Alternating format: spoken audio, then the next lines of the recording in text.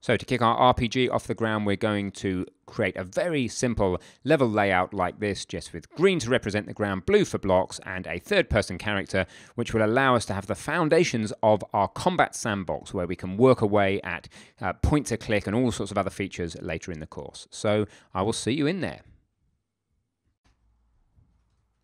So without further ado, let's get into Unity and start making our game. We'll be flip-flopping between doing the making of the game and the designing of the game between me and Rick, but for now, the most important thing is that we actually get started. So let's go into Unity. You've done all this before, I hope. You've got enough experience with Unity that this should be relatively simple. Create yourself a new project. I'm using Unity 5.5. You'll see the version of Unity at the top right of the title slide of each lecture.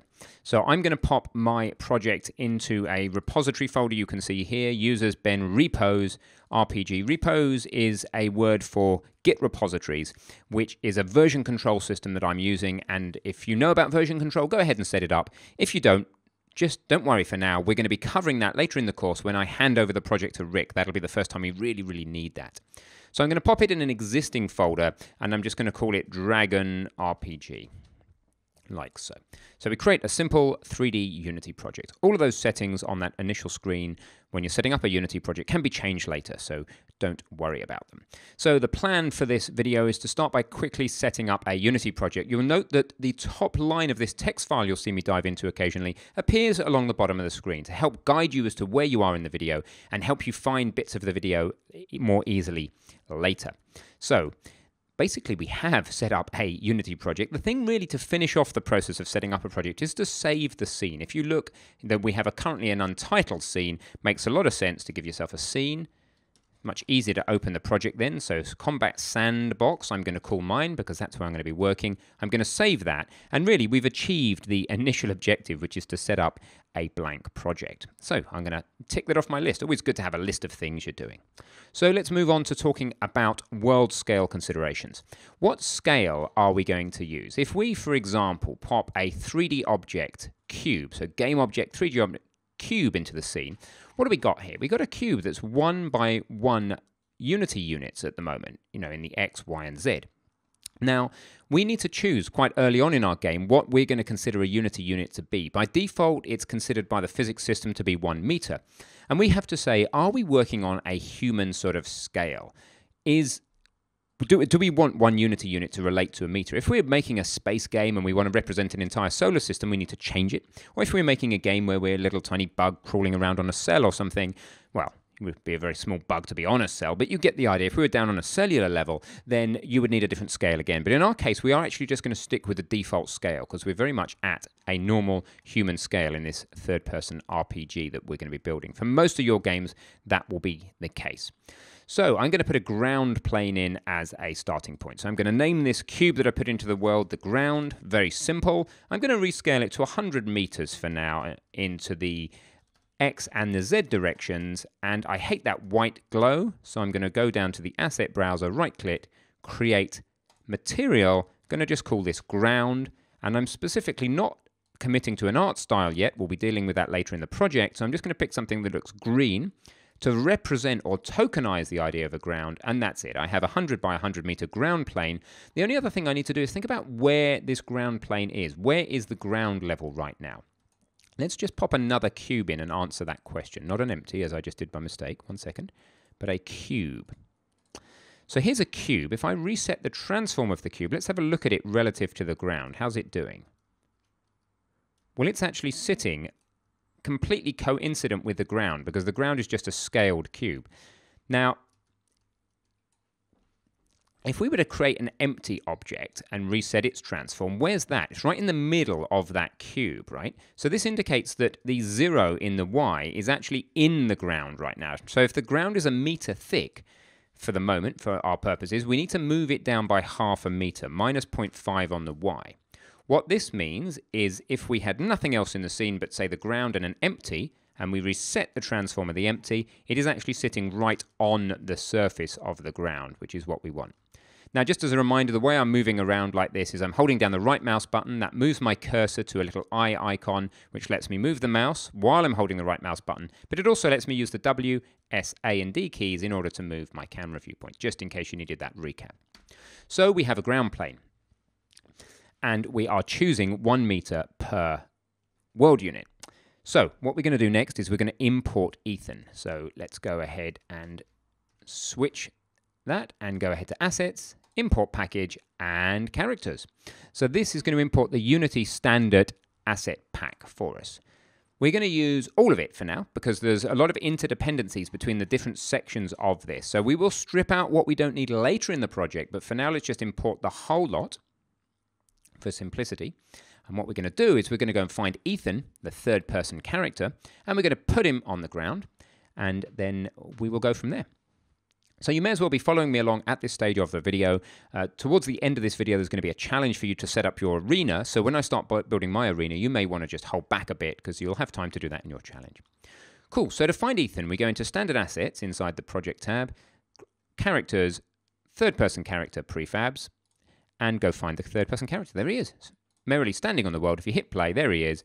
And actually you can use WSAD already, and you've got an animated character with idle states and blends between different animation states, all sorts of stuff going on for you out the box there, which is great. All right, we'll deal with cameras later, but I wanted to get Ethan in the world so that we can then start thinking about a bit of mesh and arena mesh, so block work basically. So if we add another object, a 3D object cube, there it is. Now you see that sitting halfway down through the floor. It's protruding 1/2 meter up to just below his waist above the ground, and the other half is in the ground. So we need to do something about that. Let's pop over to my text editor, and we're now in the section of the video where we lay out a simple arena. So I'm just going to show you some things now. You don't necessarily need to follow me for the next minute or two. Just watch generally how I do things, and then I'll give you plenty of time to pause the video and build your own initial arena. So this cube here, sitting halfway into the ground, how do we go about making this sit on the ground? Well, if you already know how to do that and make a prefab, then go ahead and do it. But if you don't know, then I'm going to show you now. So a simple solution to this would be to create an empty game object and to call it a block, for example. You want to reset the transform of that empty game object, so it's at the root there. I'm going to child the cube to the block and reset the cube. So now we have a block empty game object with just a transform and a reset transform, so no parameters on it. Then sub to that, we have childed to that, we have a cube, again with nothing on it, apart from we're going to move it up by 1/2 meter. You can see that's about right by dragging the yellow arrow, and then we set it to precisely 1/2 meter in the numbers there, once we're confident. So there's a block, okay? Now, if I move this, be careful if you move the block, not to move the child of the block like this, but to move the block as a whole. And the nice thing about this is you're moving its center position on the ground, especially if you use the little green square. All right, that's pretty cool.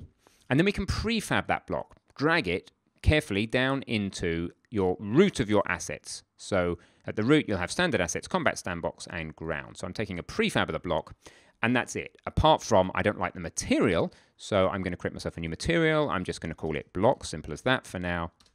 Make it blue, for example, for level blocking, and then apply that material to the block.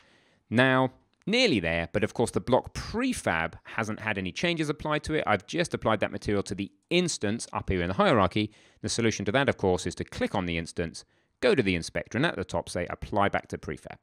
So when you click apply, the prefab down here takes those changes. You see them update eventually, and now you can drag block prefabs in from your assets and just drop them in the scene. You can use the R key to get into the rescale tool, and then you can start blocking out your level. So the keys you want your fingers over are W, E, and R. W for the repositioning, E for rotation if we need it, which we will in a minute, and R for the scaling. Okay, and you can see that reflecting at the top left of the screen. Unity basics. All right, so what I'd like you to do now is to go ahead and create your own simple arena. So lay out and share your sandbox.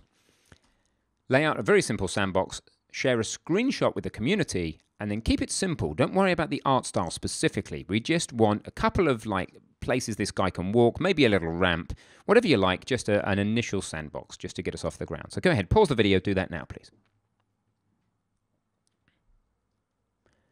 Awesome, so welcome back.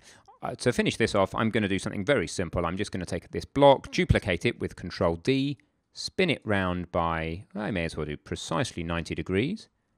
I'm going to question why this first one has... Oh no, X positions are okay. I was just seeing an X position that wasn't 0, but that's okay. The Y positions are what need to be 0. It needs to be on the ground. I'm going to move this block to, say, here for now. Something like that. I'm going to do one more duplicate of my block. Move it along, and I'm actually just going to rotate this guy a little bit. Oh, in the right axis. Now, if you have trouble with rotation, remember you want to click the local rotation at the top of the top left of the window here. You can see roughly under the mobile input menu. Rotate that down and then just move it something like this, just rough and ready. Now here's where you might want to use global movement to get this guy out and down and roughly meshing here. So the idea is got a little bit of a ramp. Doesn't matter if it extends beyond the bottom of the level. Doesn't matter if the lip is not particularly smooth. But that's the level I'm going to go for, just because we've got a block here that he clearly won't be able to walk and navigate to, a ramp, and then like a little L shape he can go around. So that's it. If we click play, well, he's not going to do much. We can move him around, and we can move him up there, but with the camera, of course, is not yet following Mr. Ethan. But we have something. We have a guy moving around very quickly and very easily here in Unity, thanks to the simplicity of Unity. So we're not quite at the point we need to be arranging our hierarchy yet in terms of parent items, but soon we'll be wanting to create some organization there. But we're basically done. That is the solution to the challenge. So what you'd need to do is to take a screenshot of that, something like this. I'm using print screen there because I have Snagit installed. But however you do it, grab yourself a screenshot, go over to our community site, straight into the RPG. So follow the resource link in the lectures. It'll take you right to the right place. Create yourself a new topic or reply to somebody else's and just share that image for me. That would be great so that we can all talk about each other's basic level layouts and get used to going over there and sharing. And that's it for this video. I will see you in the next one.